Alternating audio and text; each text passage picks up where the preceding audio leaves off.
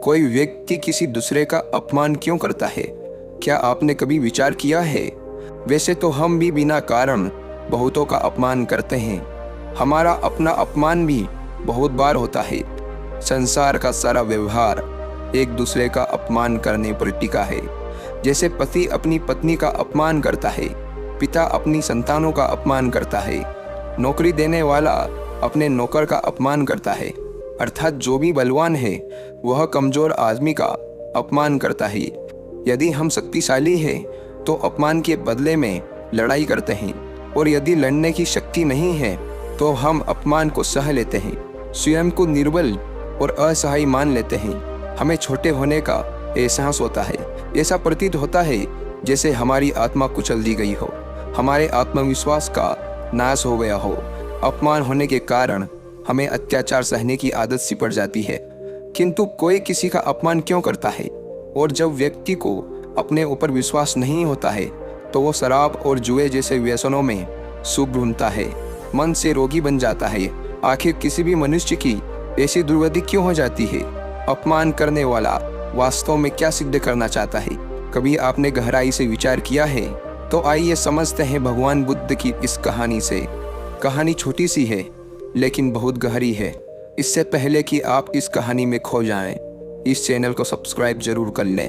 तो चलिए कहानी शुरू करते हैं।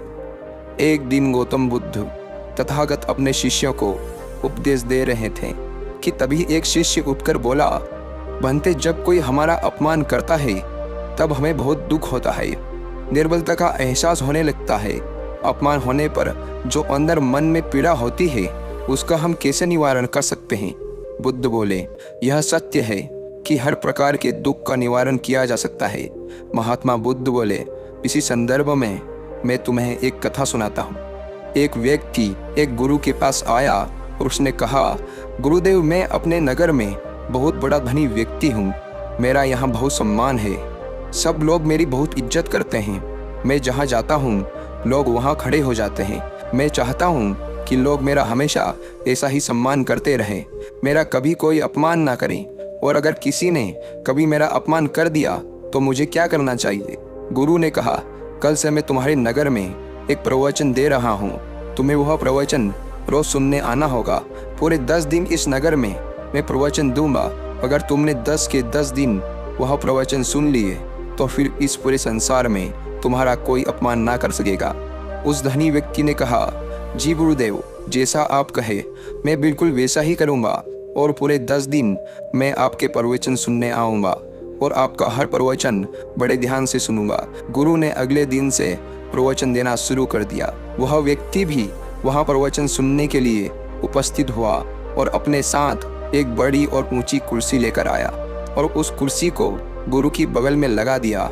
उस कुर्सी पर वह विराजमान हो गया। सभी लोग उस व्यक्ति के सामने खड़े हो गए, क्योंकि उस नगर के सभी लोग सेठ का बहुत सम्मान करते थे।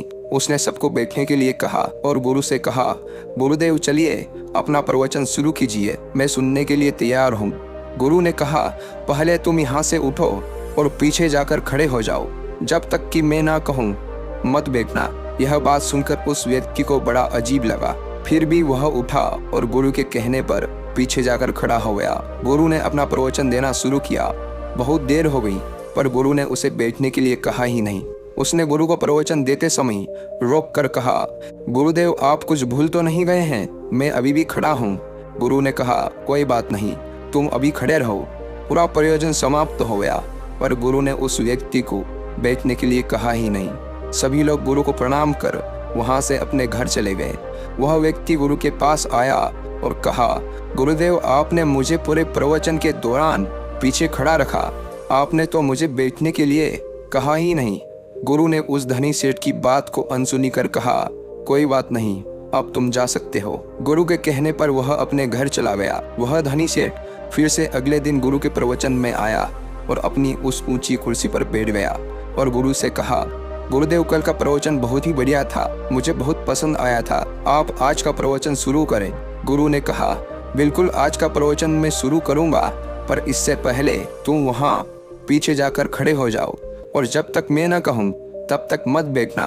उस व्यक्ति को बहुत अजीब लगा। इतने सारे लोगों के सामने जो लोग उसका इतना सम्मान करते हैं कि उसके आते ही खड़े हो जाते हैं, वह सब लोग बैठे रहें और मैं वहाँ पीछे खड़ा रहूं, फिर भी वह पीछे जाकर खड़ा हो गया। गुरु ने इस बार भी उसे बैठने के लिए नहीं कहा। पूरा प्रवचन समाप्त हो गया। अब वह व्यक्ति बहुत परेशान था।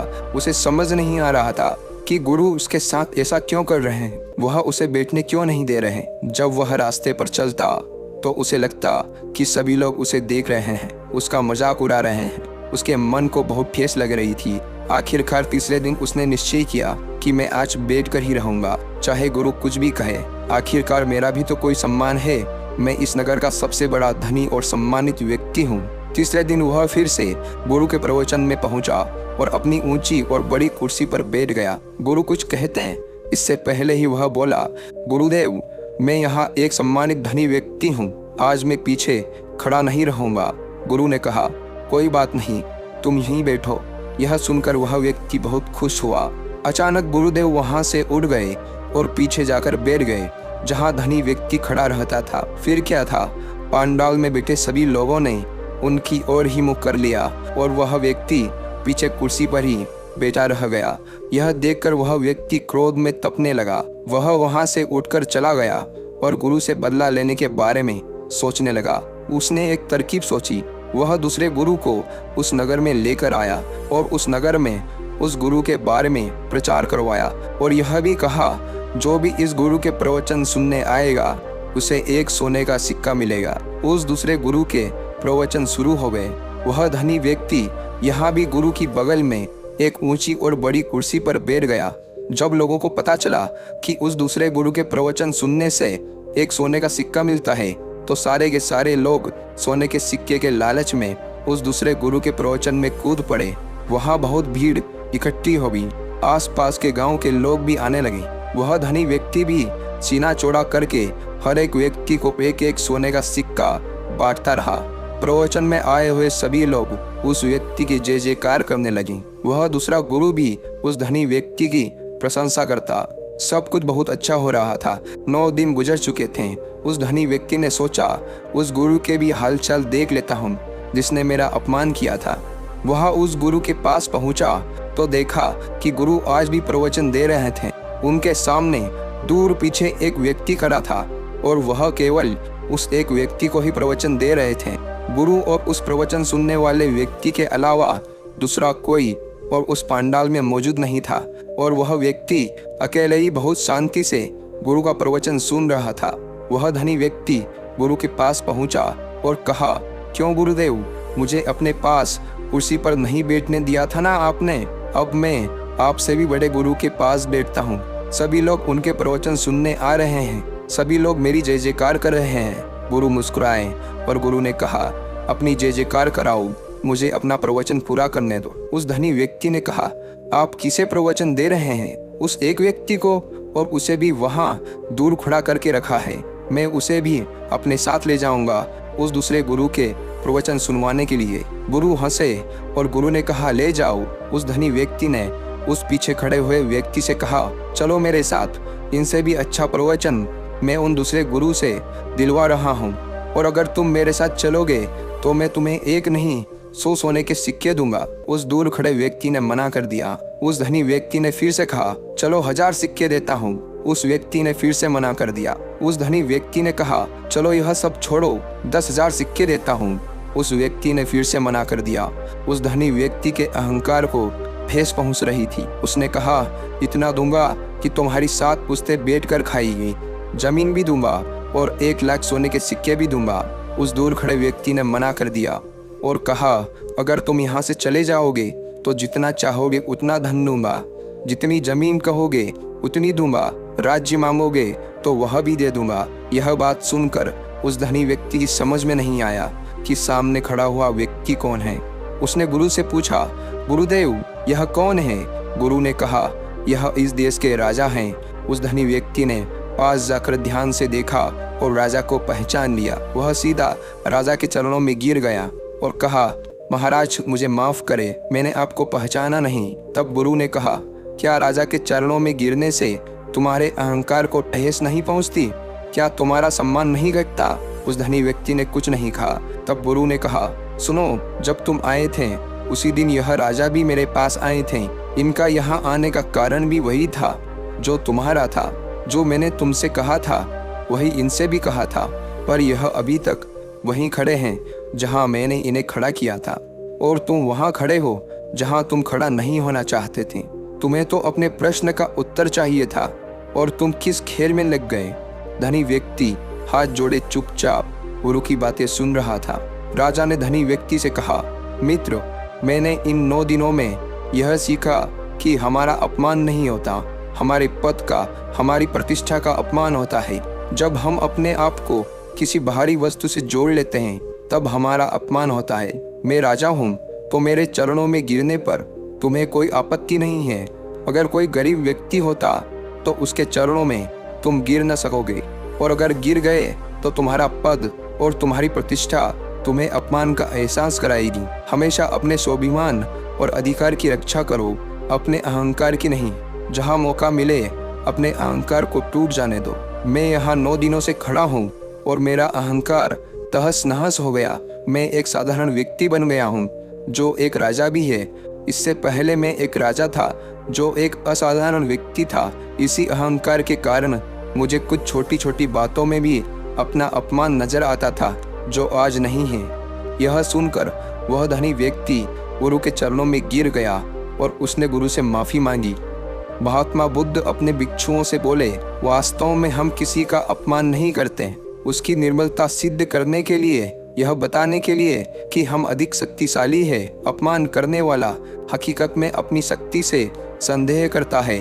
उसे अपनी शक्ति पर भरोसा नहीं होता। दूसरों को चुनौती देकर वो अपनी शक्ति पर विश्वास प्राप्त करने की कोशिश करता है। क्या यह सच नहीं है? जब हम किसी का अपमान करते हैं तो वास्तव में इतना ही प्रकट करते हैं कि हमें अपने मन पर भरोसा नहीं है। हमें यह सांसारिक अविरत संघर्ष प्रतीत होता है, कभी ना रुकने वाली एक जंग सी दिखाई देती है। हम अपने निकट आने वाले सभी को शत्रु मानते हैं, फिर वो पति या पत्नी ही क्यों न हो। हमें निरंतर लगता है कि हमें अपनी शक्ति सिद्ध करनी होगी, अन्यथा हमारा शोषण होगा, हम किसी के गुलाम बन जाएंगे। किंतु क्या हमने कभी विचार किया है कि दूसरों को प्रतिद्वंदी अर्थात दुश्मन मानने के बदले उसे अपना मित्र मान ले, हमारी सहायता करने वाले सहयोगी मान ले, अर्थात दूसरे व्यक्ति को प्रेम करें, एक दूसरे को मित्रता के भाव से देखें, तो उसका अपमान करना आवश्यक ही नहीं होगा। किंतु प्रेम करने के लिए व्यक्ति को खुद पर आत्मविश्वास होना अति आवश्यक है। जिस व्यक्ति को अपनी शक्ति पर विश्वास नहीं होता वह प्रेम कर ही नहीं सकता, अर्थात जिसका हृदय आत्मविश्वास से भरा होता है, ना वो किसी का अपमान करता है ना अपमान को स्वीकार करता है। क्या यह सत्य नहीं? इस कथन पर विचार अवश्य किया जाना चाहिए। तो दोस्तों, आपको यह कहानी कैसी लगी कमेंट सेक्शन में जरूर बताएं, और अच्छी लगी हो तो इस चैनल को सब्सक्राइब करना ना भूलें। तो मिलते हैं अगली कहानी में।